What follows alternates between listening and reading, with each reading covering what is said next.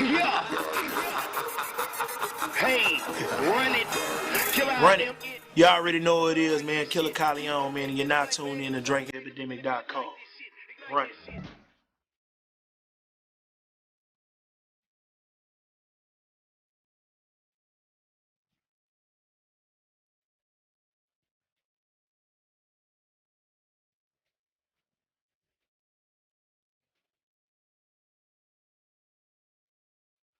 Pretty much, man, you know, I'm from dead end South Park. And pretty much during my high school years and my middle school years, I went to school on the north because my mother wasn't allowing me to go to school in the hood because shit, it was just too much shit going on, too much ripping and running. So pretty much she wanted me to get good schooling. So the schools that she decided for me to go to, man, was pretty much north side bound. My mother's from the north, my dad from the south. What a lot of people don't know that I tell in a lot of my interviews, you know, I grew up around the screwed up clique. You know, I actually was at Screw House. You know, that don't make me screwed up clique or nothing like that, but I actually had pictures that I used to draw and tag for Screw that he actually had over his turntables. Also, at one point in time, I was finna start doing tape covers for him. And throughout that process, I ended up hooking up with Big Poke, and we started like a little clique called Mob Style. Northside wise, how I started pretty much Northside, I came up around Slaughter, Ice Water Slaughter, part of Trinity Garden Cartel. Pretty much on the south side, I was around almost the entire screwed up clique. And you know, I actually used to be at Screw House off Telephone by Govgate.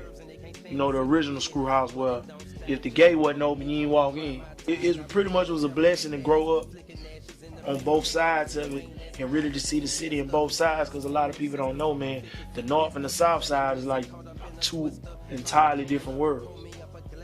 I started, you know what I'm saying, in high school. I was sitting around my partner's B-Down, and we were doing a lot of work right over in Shady Timbers. And during my weekdays, I'd be at school, but I'd go back to South Park during the night sometimes, or on the weekends, I would go to South Park and go back and stay. I'd be on the south side during the weekends, and I'd be hooking up with everybody then, and when I get during the week, I'd be doing a lot of my work on the north side. And so pretty much, man, it's like to just really get all the content and just really seeing everything. So pretty much when in high school, how I pretty much started out, like I said, I was working on the north pretty much, and then back and forth, north, south. And once I hooked up with Pokey, a lot of my music started getting back to Slim. And so Chris Ward was already doing mixtapes with Slim. So pretty much Chris Ward introduced me to that whole situation. And everybody that know me knew I always was ready for whatever. Because I was constantly writing without beats. I don't really write with beats. For the simple fact, I always wanted to be a step ahead because I'm so seasoned with what I was doing in the studio, because I've been working in the studio over 10 years.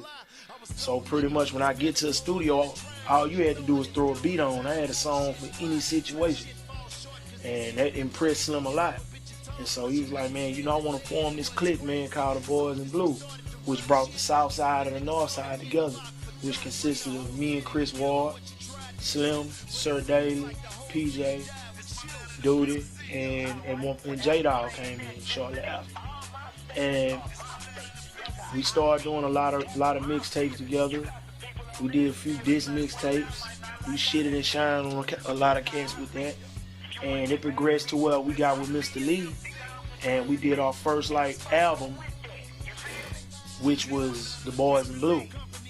But even more before that, if I can go back a little bit more before that, me, D1, Chris Ward, and Pokey put out a mixtape called Mob Style, Respect the Code. And that's what started really generating a lot of ears. And plus I was on a lot of Pokey projects. I did a lot of hooks. I'm on Hawk, Big Hawk project. You know, I'm on a lot of stuff with Kiki. You know, so pretty much my track record and my resume, bro, it pretty much speaks for itself, bro. I done pretty much worked with any and everybody in the city. And that's pretty much how that went, bro. The thing about me, I was the type of cat, I think so much that half the time, I know once I write it once, I already knew it. See, a lot of guys be with that bullshit about they don't need no pen, no pad. That shit don't justify nothing to me. Because when you get in the studio, a lot of cats that be no pen, no pad, they be in them 6, 7, 8 hour long sessions. See, me, the reason why I stayed ready, because I ain't have to get ready. Time was money with me. I used to have to buy studio time. So my thing was, I'm going to go do homework, and when it's time to hit the studio, I'm cock loaded and prepared. And plus, it just looked way more professional to me. If I'm finna sit in here with an engineer, I pretty much know what I want to hear, how I want to hear it. And when I come in there to record, I'm so professional. I'm knocking out so many records within that hour. I'll book an hour. An hour back then was pretty high. Anywhere from $50 to $75, $85. So my thing is, shit, being that I was in the streets, but still money would be low sometimes, I'll fuck around and say, I'm going to do an hour. I do 5 or 6 records in an hour. In and out, you know what I'm saying? And my thing was, when anytime I do features or writing for other people, or even though if say for instance Poke Hawk or somebody had a record, they send me a beat, boom, I already got a record, I already got a verse for it, because I didn't want to never get left off songs. So I was always shit. I'm always be ready for when boys got songs, and when it's time to hit the lab, I'm already ready to go, bro. And that's pretty much what trained me to be the lyricist that I am, because coming up from that background, bro, like I had, it was a blessing to learn from everybody else's mistakes and to see how everybody else do it. Experience the best teacher, man. And just to see from the best, bro, I actually was blessed to learn and see from the greatest. Fat Pat wasn't nothing but around the corner. Fat Pat and Hawk. You know what I'm saying? These cats would be chilling at the crib, but we'll go to the circle and we'll just be chilling. Kenny Boo and Slaughter, we'll be right in Raw North off Weaver. They'll be right there in the back playing dominoes, shooting dice. And these was cats that was the shit when it was going on. And to actually be in the studio with a lot of these cats and seeing how they work and they work ethic, my thing was, man, ain't nothing better than a good rapper. What make you a great rapper is a great work ethic. And your work ethic pretty much speaks for your raps. And look at Pop, Catalog, and Pepper. Great work ethic. You know what I'm saying? And when I leave, bro, that's how I want to be remembered. Like, my work ethic was just as great, and I had enough material, but I always stayed ready, so I ain't got to get ready. Whole Kanye and Bum and Pop. I got a 5, but it's whole, bro, overall. Cause see, back when I was coming up, and when I listened to records, man, I was a dude that my catalog of music and shit I listened to, I felt like boys on the East was talking so much shit. That was the type of rap I liked. And to be perfectly honest, I wasn't really liking a lot of shit that I was hearing. I loved the shit that I heard from around there, but just listening to like Face, growing up listening to that shit, going to school, listening to the Diary and shit, bro, that shit on some whole more other shit. And it's like the way rap went in Houston, it's certain different chapters of the lyrical content and how the lyrical content went. You know what I'm saying? Me, I wanted to be a step ahead of what shit was in the Swisher House and Screwed Up Click Day. I wanted to be a step ahead of the lyrical content, what they call freestyle, and that shit, I used to do that shit just, and I still do it. Well, I can come straight off of here, and people used to think I used to write that shit down. I grew up listening to niggas like Big Daddy Kane, Cool G Rap, listening to the NWA, listening to niggas like Ren and Cube, and to hear shit get dumbed down so far, that shit wasn't appealing to me, because rap to me like a dress code. I ain't gonna wear no Chucks, I'm gonna wear Gucci or Louis. I incorporate Chucks into what I do, but it's just the way that the rap was, man. Like, you got people that, I was in that era, bro, when they was like Pac and Biggie. Everybody was completely against Biggie. I was fucking with Biggie all the way, and Pac, because they were two different types of rappers. And my thing was, I'm gonna pattern myself around the best shit. The game ain't really based on a lot of talent no more. Hard work be talent any day of the week. You can have the hardest rapper right here. I see it right now.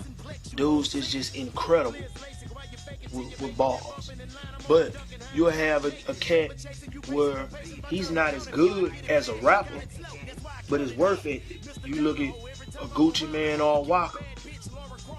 They will outwork your ass every day of the week. they always working to get their music out there to reach everybody.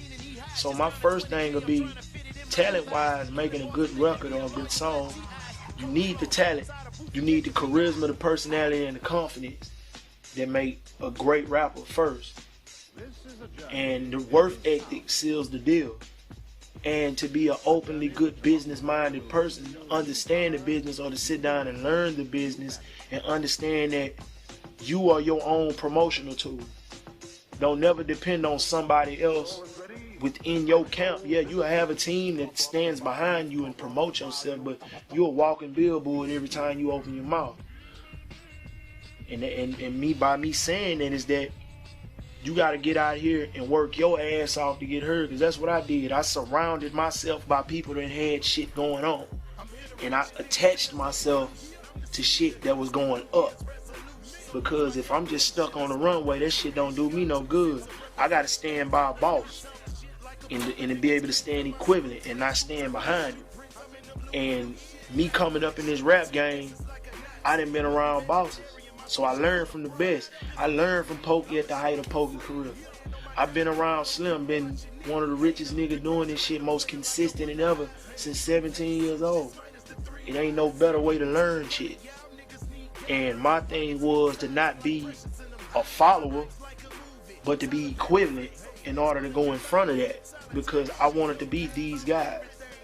You know what I'm saying? So for me to build a rapper from the ground up, it's to have that work ethic, that talent, and to be able to work ethic beats anything any day of the week. Because while this dude concentrating on one song, the next dude concentrating on 5. See, the problem I'm having now is if I'm gonna iTunes it or I'm gonna give it away. I've been giving away so much dope. I feel like now I've done all the mixtapes that I could possibly do. I just feel like now it's time for me to really sell something and get them numbers, man, because I'm thinking on the scale of a hustler, bro. I ain't just a rapper, I'm a street nigga too. And I apply the same hustle that I got in these streets, I apply to this music shit. Now, I can give you so much of the dope to now you know I got the dope. So now it's time to buy. I done did all the front and I can front you. Now it's time you come shop with me. And I feel like this gonna be the only difference is it's so high powered and there's so many names on it that it's gonna be hard for me to really clear this shit. Give you one? True. We got the Ghetto Boys on there.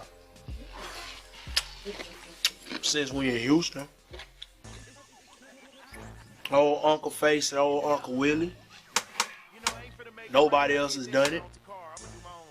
So, you know, just be prepared for some of the best music possible. I wasn't shooting for no radio. I was shooting on particularly, this is a culturally based album. See, everybody that know me know that I've been putting out the material that speaks for my city and my culture. Everybody that know me. And it's like now, it's really a spit in the face to me, because they said like when we came, we had our time in 06. Nah, our time been since 06. Because I'm hearing everybody come out here, chill, come to our clubs, hear our shit out, and taking this shit and run. The realest individual living life, team running, living legend. And how do you come up with that? Trill. I got a documentary coming out along with the album, shot by my right hand and my cameraman and my director, David Stunts. We actually went to Port Arthur and went and got the dude that made the word trill. True and real. Where the word come from. So it's gonna fuck y'all up, man. We really went and dug into the roots to symbolize what it means, and what I took my acronyms, and being that it's a Texas thing, I applied my twist to it. I got the blessing in order to call it that from Bun. Mama C, Pimp C White. Pimp was also a good friend of ours. So my first one out the gate, even if it ain't signed, I'm gonna do this album completely for you. Bodies hit the flow, I kill this shit like drowning pool. My paint so wet sitting in that slab, I make this drowning look so cool. Whenever you ready, because you got juice up. I mean, I'm good with this shit, bro. I'm going to give it to you just like I dished it out.